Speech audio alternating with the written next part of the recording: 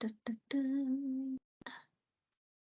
Right, is it going to let me flick it onto a slideshow? The beginning. There we go. Okay, I'm not able to see any hands or chat while I'm presenting. So Beth, if you could just let me know if you need me to pause or to stop, that would be lovely. Thank you. Yeah, of course, Vicky. Thank you. So my name's Nikki Smith. I'm the Assistant Director of Children's Strategic Commissioning at the Integrated Care Board. So I've just got a few slides that I want to just go through with you, just to give you a set the scene a little bit. But what I'm really keen to do is for us to have a discussion and to share your thoughts. That would be amazing. Thank you. So the Start Well priority is all about improving outcomes and reducing inequalities in health, social, emotional and physical development of children in the early years, so at ages 0 to 5. And there's a national public health indicator called school readiness that is going to help us to do that. And I'll talk a little bit more about that as we go through.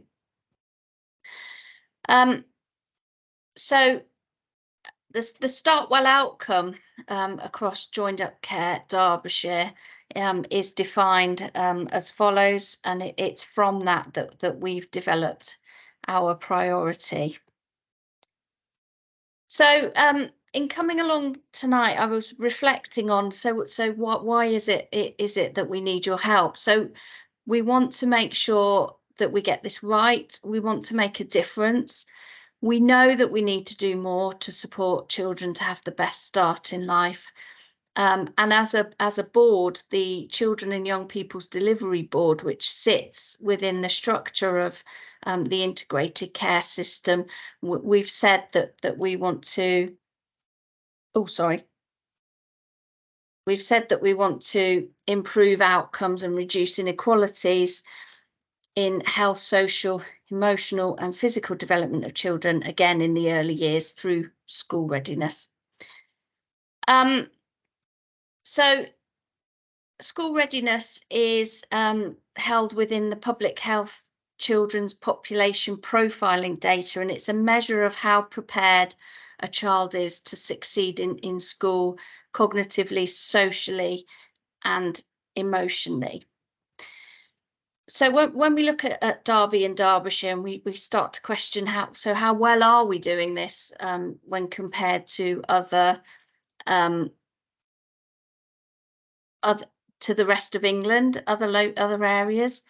So as you can see here, so the England average for the school readiness indicator is 65.2%. Derby, which is Derby City, because it's split by the local authorities, is 62.9%, and then Derbyshire, which is Derbyshire County, which wraps around Derby City, is 64.4%. So actually both performed worse than England in the 2021 assessment of school readiness, which is the latest information that we have. We also started to think about why it's important. Why would we focus on school readiness? And in considering that, we know that it has a really strong impact on the future outcomes of children and in later life. So as this slide is quite nice pictorially. So children who don't achieve a good level of development, age 5, struggle with social skills, reading, maths, and physical skills. And the outcomes can be educational, it could lead to crime, health outcomes, and also death in terms of the age of dying. We also know in terms of investment that the evidence base is really strong. For every £1 invested in early help with a child, we could save up to £13 in future costs. Similarly, for every £1 spent on early years education, £7 would have been spent in adolescence. So all the data and all the information we have points that this is the right thing for us to be doing. So in terms of thinking about school readiness and what is it that makes the difference, it crosses a number of different factors. It can be related to family, that supports the child. It's the child themselves in terms of their physical health, um, and immunisation, and their their their physical health generally, and also in the services that are provided and supported them, and the quality and of availability of those. So there's quite a lot going on in this slide. So this is all the indicators that sit underneath the school readiness indicator.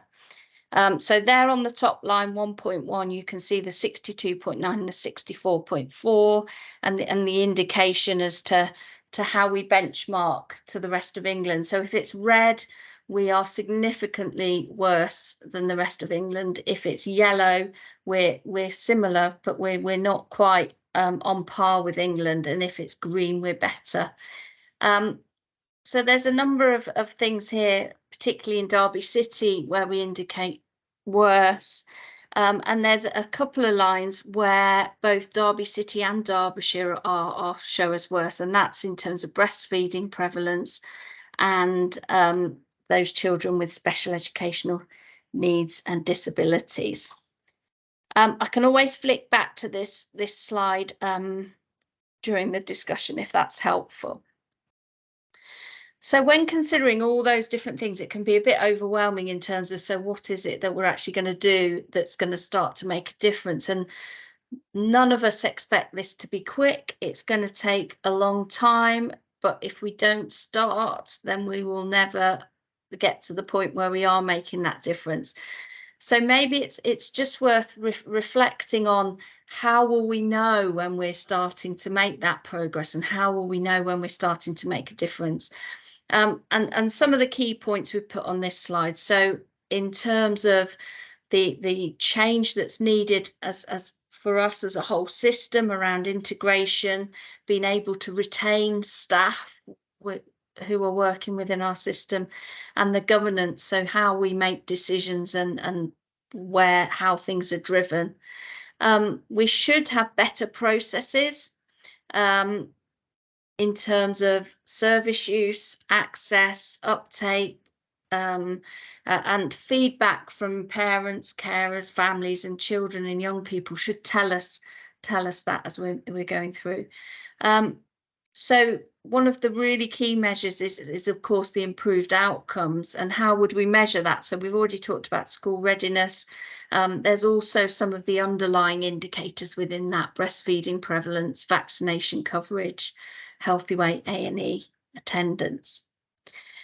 I think the other really important point is that we know we have inequality in our system, that some people access services more than others.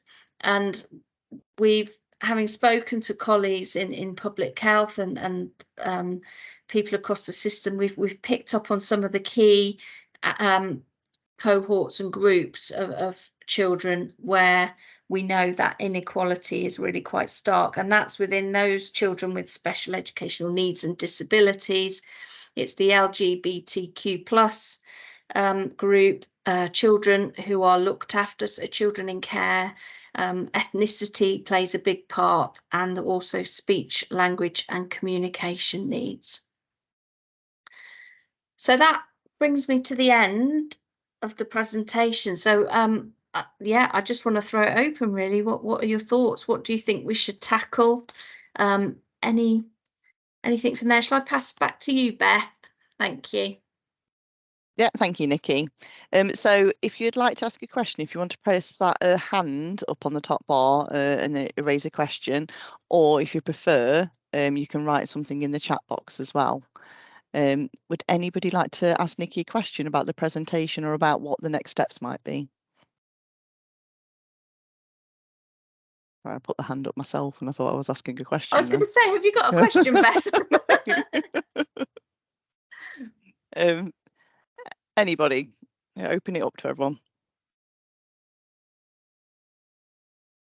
Shall I share some of the thoughts that came from the previous session? I don't know if that might prompt people to start to think. So I asked the same question again. Interestingly, in the session last week, people didn't talk about specific things. I expected people to raise specific areas that they'd really like us to look at and focus on, but instead there was a discussion around the how and the where, and there was some representatives from I don't know if you've heard of PLACE. So within Joined Up Care Derbyshire, there are 8, they're calling them places, they're local groups of professionals and partners and everyone else who have come together to plan, develop and deliver services that are tailored to their particular geographical area. So there was lots of discussion around, can we please be the ones that decide what is right for our area? And then I kind of read a bit into that, and then can you help us to make sure that we can deliver that? So there was that focus. We also talked a little bit about some of the here and now issues that we have. So we know that we have a waiting list that we need to tackle. We know that we have challenging access targets, and that is of equal importance as planning for the future if you start well. So I think that was really acknowledged in the sessions as well. Hopefully that's helpful. Oh, there we go. Mark's just said the recordings on the website. Thank you. One query that I'd actually did have, Nikki, is does this focus cover maternity services as well? I think it needs to. It is a separate area of Joined Up Care Derbyshire, but that doesn't mean we shouldn't be working together on it. So with maternity, focus is very much around mum. Which is why it sits differently within the system structure. But absolutely, you know, the importance of pregnancy, healthy baby is really, really important to this. Sure. Has anyone got any questions for Nikki or any comments around the presentation?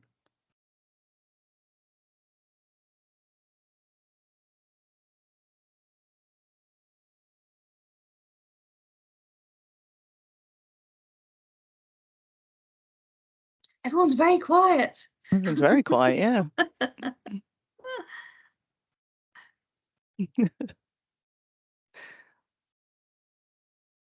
It was like Terry's typing to save the day.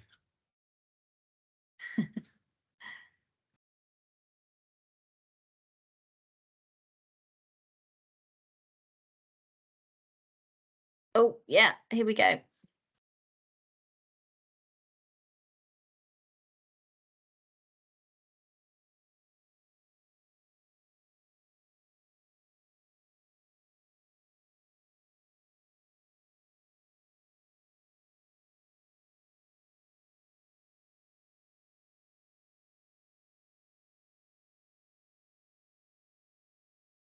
Yeah, Terry's just made that comment there, Teresa, around I think that the health visitors, the 0 to 5 team, are the key to improving outcomes for babies, young children and their families.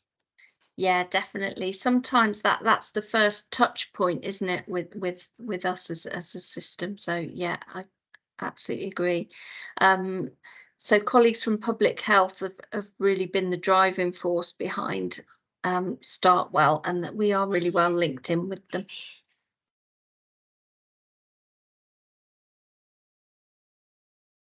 She's just gone on to say, however, there are significant financial challenges being funded by public health grants. Yeah, it's really hard. The challenges are across the whole system, aren't they, at the moment? It's really difficult, but that doesn't mean we're not going to do it.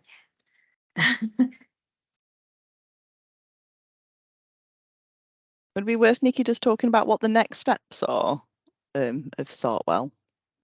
Yeah, can do. Yeah. So I've made the links through to the colleagues at the Place Alliances, the 8 places. I think what I'm going to do is I'm going to go through there, talk about this this presentation, and facilitate some sessions to help them think about what it is that they'd like to focus on locally, and then feed that back through to the Children's Delivery Board for us to consolidate and to support the work.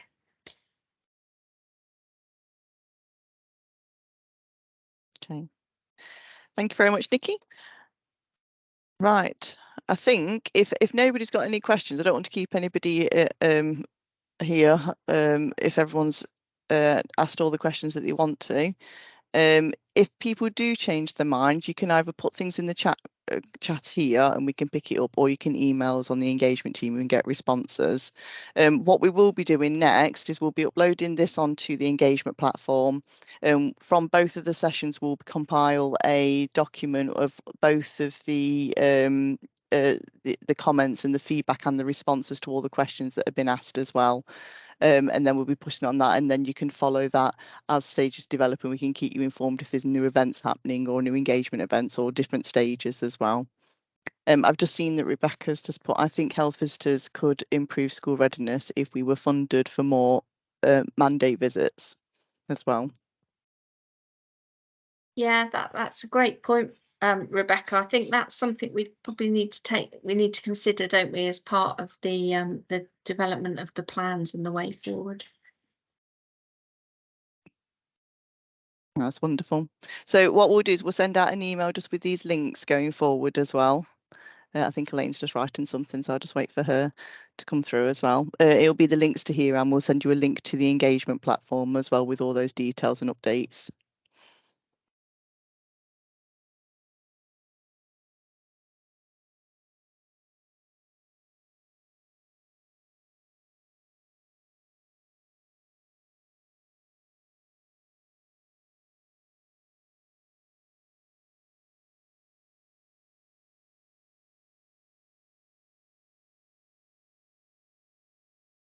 Sorry, I was on mute then. Just got a question, Nikki, from Elaine saying, how was the voluntary sector being involved? Yeah, so the voluntary sector, we have a strategic link to the voluntary sector through the Children's Delivery Board, and he's linked in with the different, I think we've got different areas, haven't we, for voluntary sector links. So he keeps us linked in with that. But yeah, they're absolutely involved with the development, and I'm hoping when I get out to the different place alliances that the voluntary sector will have a really strong voice there as well. Yeah, are you happy with that, Elaine, or did you want to elaborate any more?